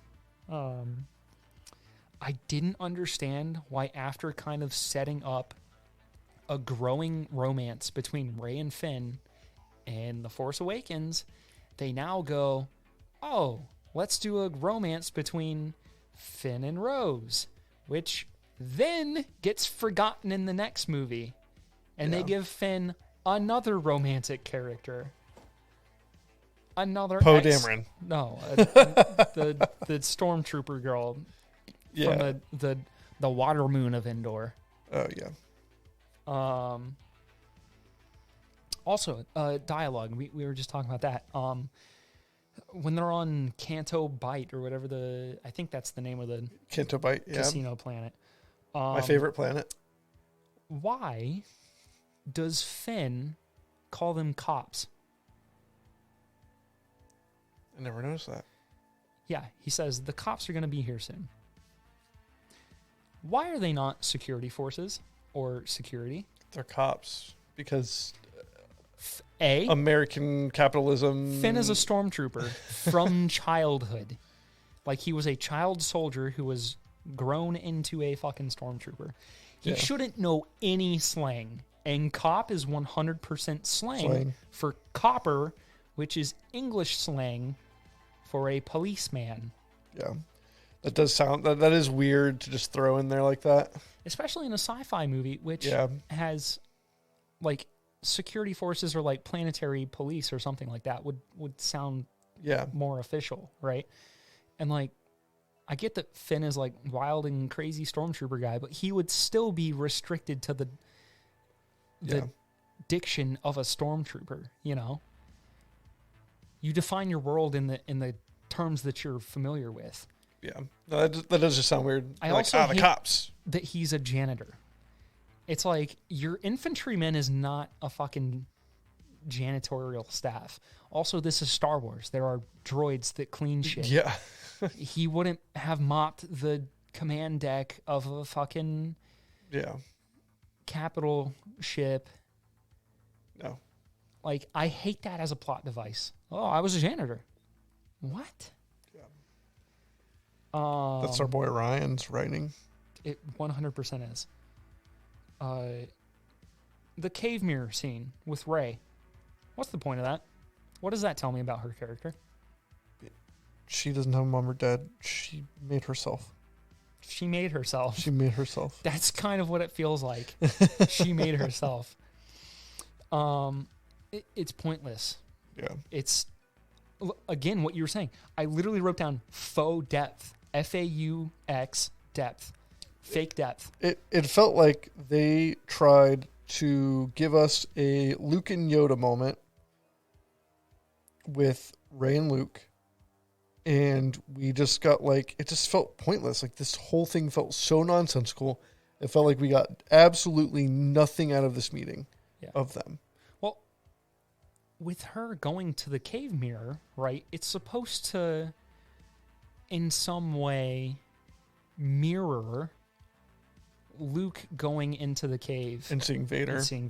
And then realizing, like, cutting his head off, the mask exploding, and him seeing himself. Yeah. And being like, what does that tell you as an audience member? That his greatest enemy is himself. Like, his own fear. And what ultimately leads him to make poor decisions? His own fear. And whenever he conquers his fear is whenever he becomes a Jedi. Yeah. So, like, what does that scene do for Rey? It does nothing. Nope. I wrote, just cut it. It's pointless. And because of the fact that it uses voiceover for the entire scene, it's actually a very jarring scene for someone who's familiar with Star Wars, because Star Wars doesn't have voiceover scenes. Yeah. You don't have flashbacks in Star Wars. You have visions, you have Force visions, right? So you get a vision in The Force Awakens whenever she takes the lightsaber, and it's like bam, bam, bam, bam, bam, all these scenes from Anakin's life, Luke's life, and then her. Yeah. Which tells you that she's the inheritor of the Skywalker legacy. She is a Skywalker. That is what that scene tells you. Then you have this movie tell you that she is no one. It sets this up in the throne room scene where her and Kylo are fighting over the lightsaber. God, man. Like, this movie sets up so many questions. Like, this movie creates more problems than it solves. And that's ultimately what the frustration is with it, right? The hyperspace shit with Holdo sets up more problems than it solves. Oh my God. The Holdo maneuver is what it gets referred to as in the next movie.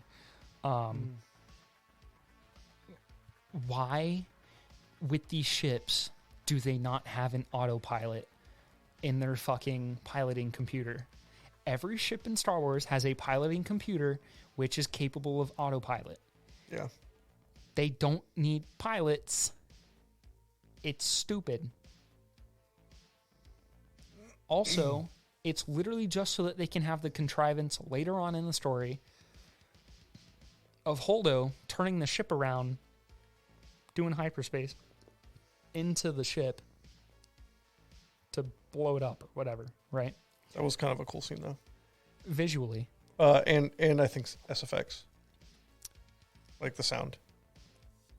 That was the one that, like, fucked some people up because it went, like, silent and they, like, people, like, lost their shit or whatever.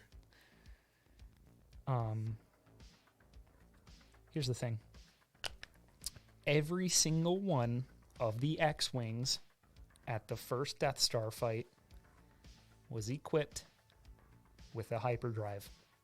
The whole point of the X-Wing Starfighter is that it was a hard-hitting fighter ship capable of hyperspace. That was its major advantage over TIE fighters. TIE fighters were too small for hyperdrives, but they were faster than X-Wings. X-Wings also have shields. TIE fighters don't have shields. Yeah. So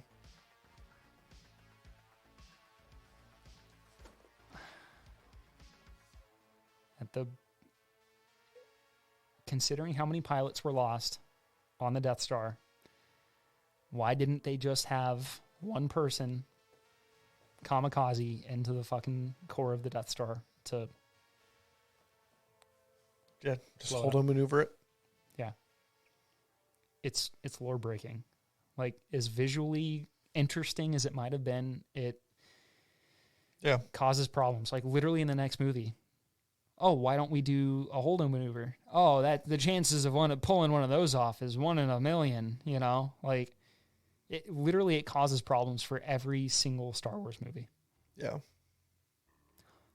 Also, ships have autopilot. Yeah. Set the autopilot to hyperdrive into the other ship. It breaks the lore. I'm sorry. Yeah. Like,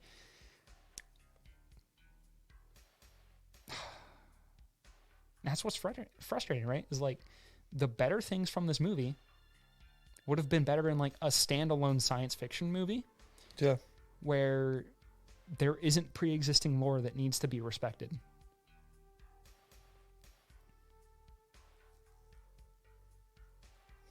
Because, I mean, certainly people have asked, like, oh, why can't you hyperspace? Because it probably, if you hit a shield or something, it blows up your ship, but, like, the shields are fine, you know? Like, there's probably an in-world solution for it, but like this causes more problems than it solves. Like, it was a plot point here, it solved an issue here, but when you go back and you look at the history of Star Wars, it creates problems for every single major battle. Why wouldn't you just take a ship? Better yet, why don't you just equip a fucking asteroid with a hyperdrive, blast it into someone's fucking ship? Why build a Death Star when you can take a moon, stick a really big hyperdrive on it, slam it into a planet? Like, oops.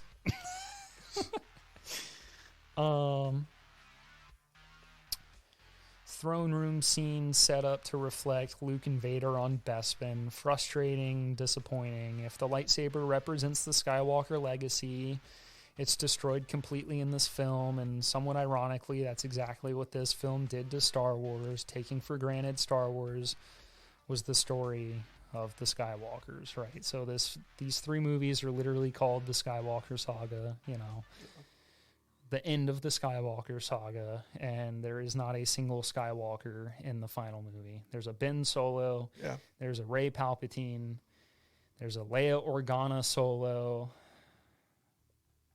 there's a Force ghost of Luke Skywalker, who does nothing. Yeah. But Rey's a Skywalker. Rey was originally written to be a Skywalker. Yes. Yeah. I think that she would have been Luke's daughter that he didn't know about. I mean, yeah. Clones aren't people, so she couldn't be a clone. Whether she was a Skywalker or a Kenobi, either of those options would have been better than her being a fucking Palpatine.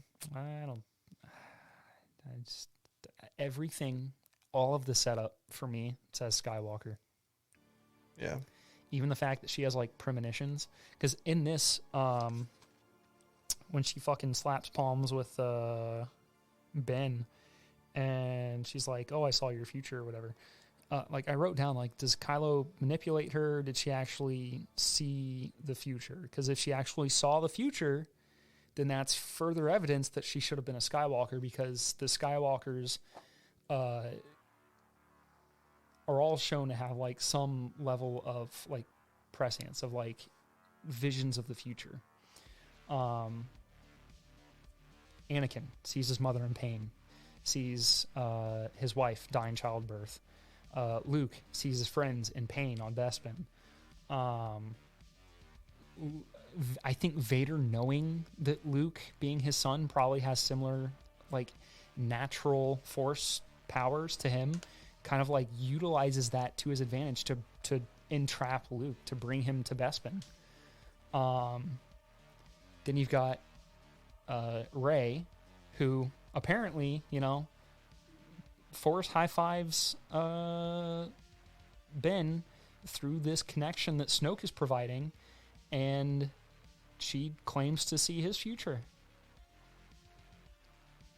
And I think she even says, like, it's not concrete, but I know the shape of it, you know, like that sort of thing.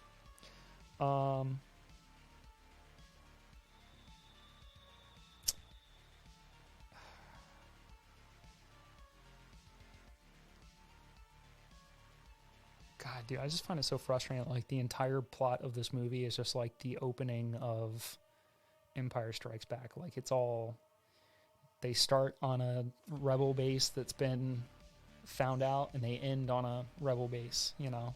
Yeah. With like 13 rebels who all fit in the Millennium Falcon, and they blast off, and Rey's got the Jedi books, and Luke is dead because he pooped himself to death, and God, man, killing Luke just destroyed everything. Like, everything that they were trying to do with his character, they destroyed by killing him at the end of the movie, right? So he has a little bit of a story arc here, and, like, it could have been something interesting. A lot of people have said that by doing what they did in the next movie, they ruined what they did with Luke in this movie. But I would argue that what they did with Luke in this movie is ruined by killing him at the end of the movie, right? So there's a pretty good story to tell with like, oh, guy kind of loses heart and his nephew is like new space Hitler, and like even he needs to be reminded that like, yeah, there is good in everyone, you know? And like that's what Rey does for him. But like they don't do that. They kill him. And it almost feels malicious, right? It feels like Rian Johnson didn't like working with Mark Hamill, and there was the potential that Ryan was going to do the third movie. So I think he just didn't want to work with Mark Hamill anymore, so maliciously put in that Luke pooped himself to death at the end. I'm convinced of that because I cannot see a good narrative reason to kill Luke. Nah, there wasn't any. Because it's not like, oh, now Rey can stand on her own. Rey shows up to this fight at the end and literally shoots 3 fighters that line up in a row for her. Like,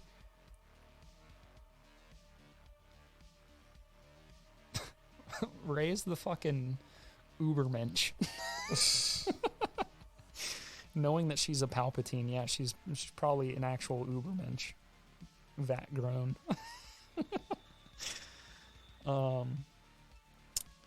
I mean, it was just like a terrible time and place for Luke to die. Like, he gets no dying words. Yeah. Luke Skywalker, one of the greatest heroes in all of cinematic history, gets no dying words. His sister fucking looks off into the distance for a moment, and then Rey goes, "Did you feel him?" "Yeah, me too. But it wasn't pain. It was..."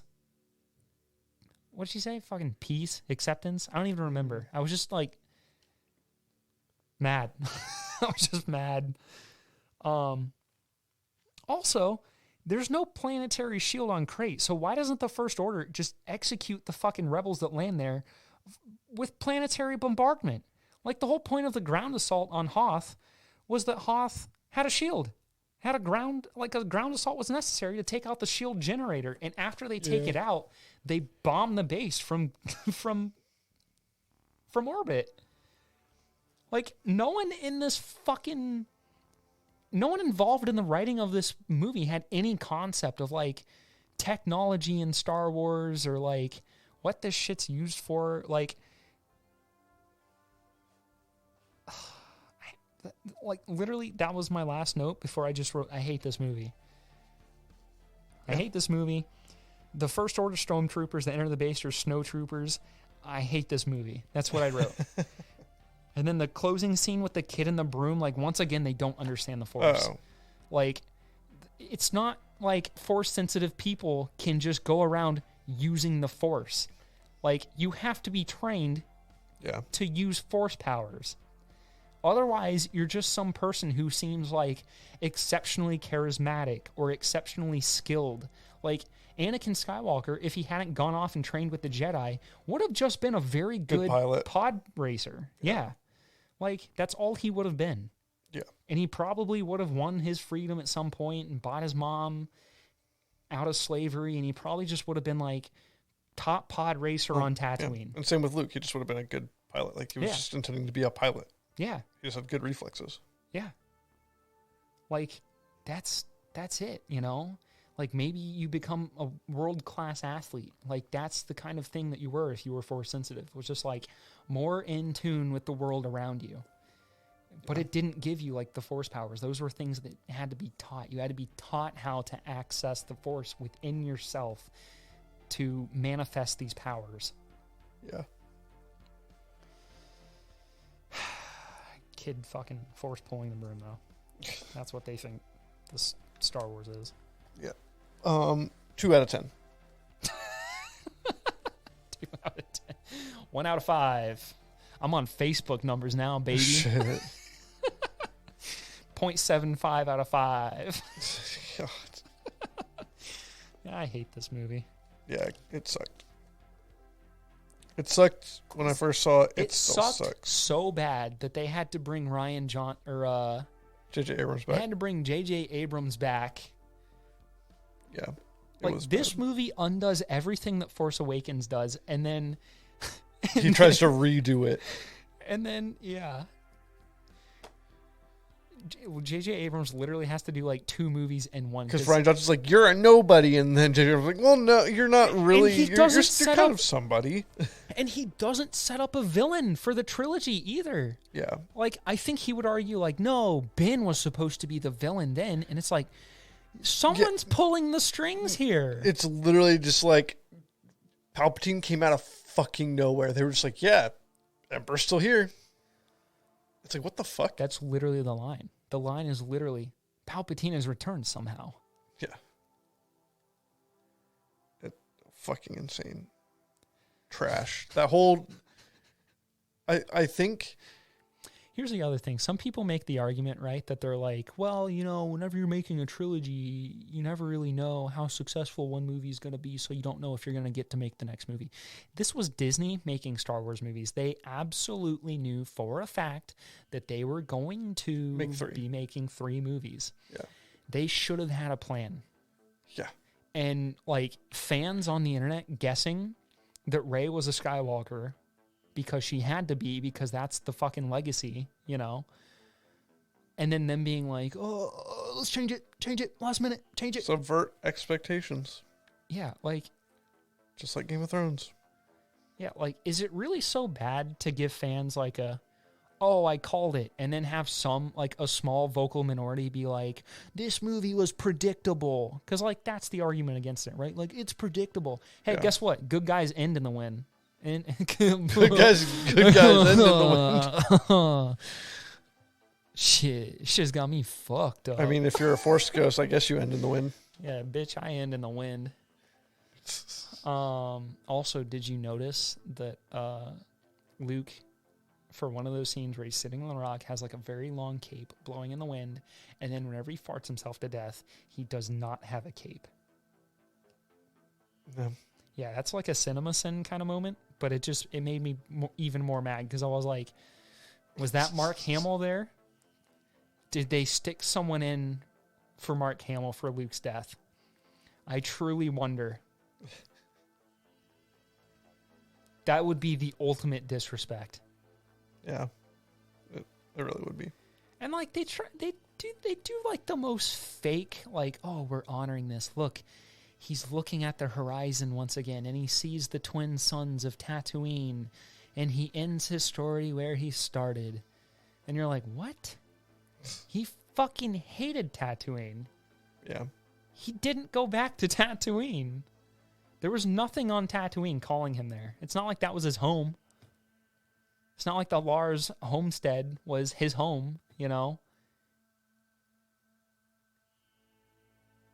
Like, oh, yeah, I'm going to go back to the place where my aunt and uncle were, like, burned on the front lawn.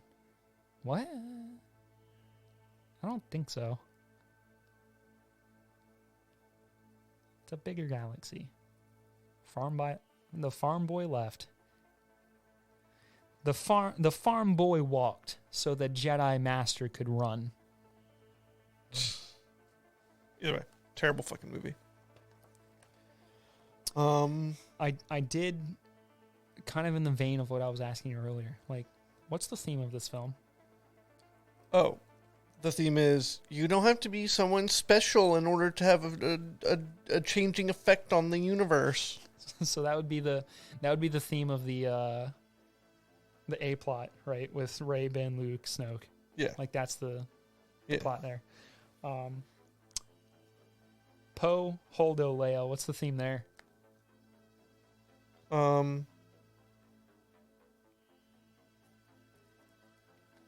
If you ram hard enough and fast enough, you can do anything. A lot of people, when they break this down, they go, the theme that they're trying to tell you, Mr. Cis White Man, oh no, is to listen to women unquestioningly. Fair. I like mine better. If Poe had just shut up and done what them bitches were telling him, none of this would have happened. Fair. And what's the third one? It was Rose and Finn. Rose and Finn and DJ. And DJ, yeah. I learned from that capitalism's evil. And even the good guys are buying weapons and killing people. Even the bad guys sell guns to the good guys. Everybody's a bad guy. Yeah. That's why, yeah. Everybody is a bad guy. So those are the lessons. Yeah. Even you can be who we want you to be. You don't listen to women. To close the show Shelby out, heard me saying that, because like obviously I'm joking here, right? But like, yeah. I mean, other than that, it doesn't feel like there's really a theme to go along with that plot. There's not. That whole plot. It just felt like it isn't. It's shut up and listen. Like unquestioning obedience to the higher chain of command, right? Yeah. So like ultimately what that plot ends up boiling down to is just like fascism. Fair. Like, don't question your superiors. Do what they tell you to do. Shut up and do your thing. Even if all signs are pointing to this is a bad plan, yeah, but they refuse to tell you what the plan is, just shut up and do what they're telling you to do. Follow blindly. Disney, You're not paid to think. Disney wants you. You're not paid to think, little guy. Disney wants you not thinking. They just want you to line in their pockets. That's all three plots in one right there. There you go. I combined them all. Shut up. Give us your money. You're no one special. You're no one special. Shut the fuck up. Give us your money. Yeah, exactly. That's the moral of the entire movie. All right. We just boiled it down. Next week we're gonna close this saga out with the Rise of Skywalker. The Rise of Skywalker.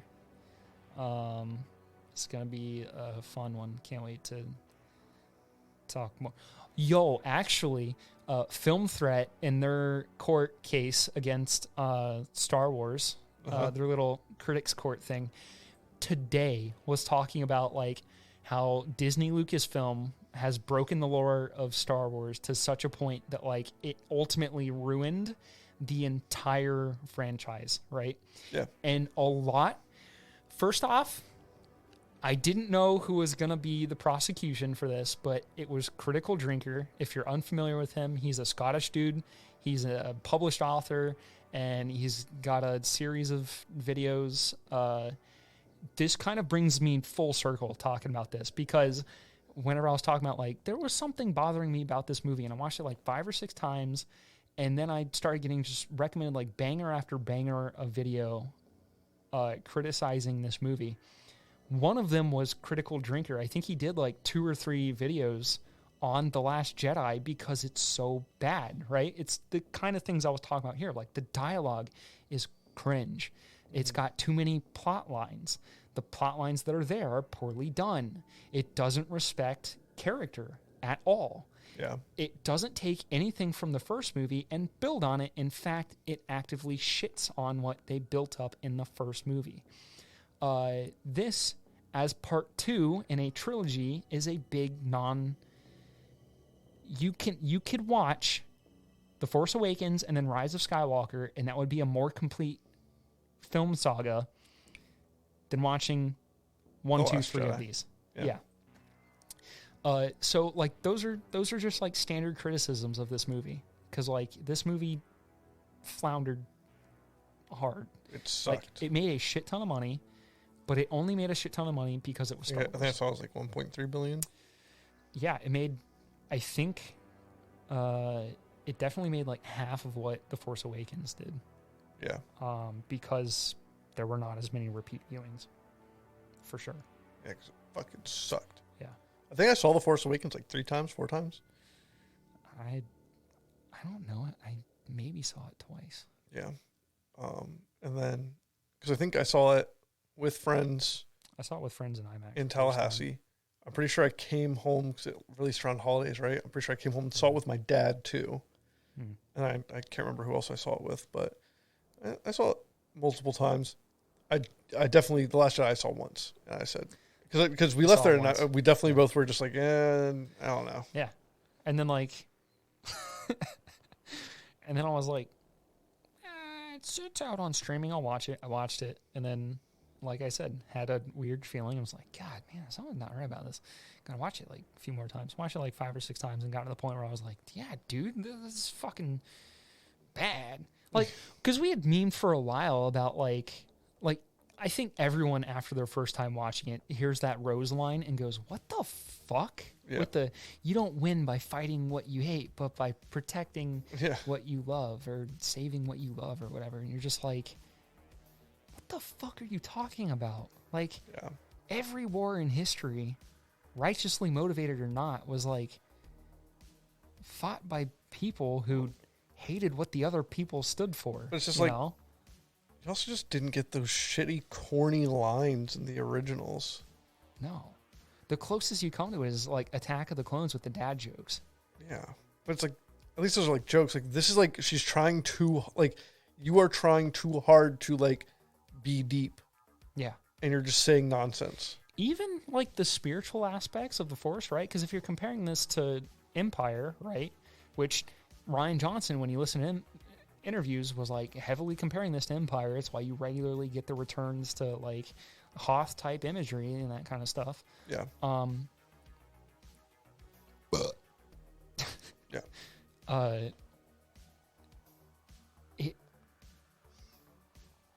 It's just poorly done. Like the spiritual aspect of it really needed to be there, and it wasn't. Like when you watch Empire, that is like the major theme of the movie is like the Force, and the Force being something that is in everything, flows through everything. So it's not like it's a stagnant thing in you.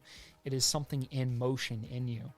And it's what keeps you in motion. And it's what keeps motion in the universe. And like all things are in motion and in balance, you know. A star is flying through the galaxy and it's got planets that don't get sucked into the fucking star, you know, like they're in orbit, you know, there is order in the chaos of the universe, right? Like that, and it's all balanced against each other, and all things are in balance, and that is existence, is the balance of chaos and order and good and evil. Yeah. And that is not present whatsoever in this movie. For our audio listeners, I did one big finger across, not present whatsoever. One big finger across, like I'm a middle-aged woman. Well, next time we have Rise of Skywalker. Yeah. And then we will be on to Rogue One. The final two. And Rogue One. Han. Solo. Han. So that's all I got. You got anything? We done? Just gotta fucking wash my eyes out after watching this. Fair. Thanks again, Kyle, for letting us record at Ye Old Prism. Yes. Thank you. Pat, I believe, for setting up the stuff. Oh, yes. Thank you, listeners. Thank you. Especially if you made it this far. Thank you to our German listeners if you made it this far. Oh, yes. Thank you. Thanks for tuning in. Whoever you are. There's been people in other places too. I think there was like people in New Zealand. Awesome. So like New Zealand, Germany. I've been thinking of visiting. So if you're listening from New Zealand, wherever you are in the wide world, thank you for listening. Once again, I'm Andrew Weaver. I am Scott Kelly.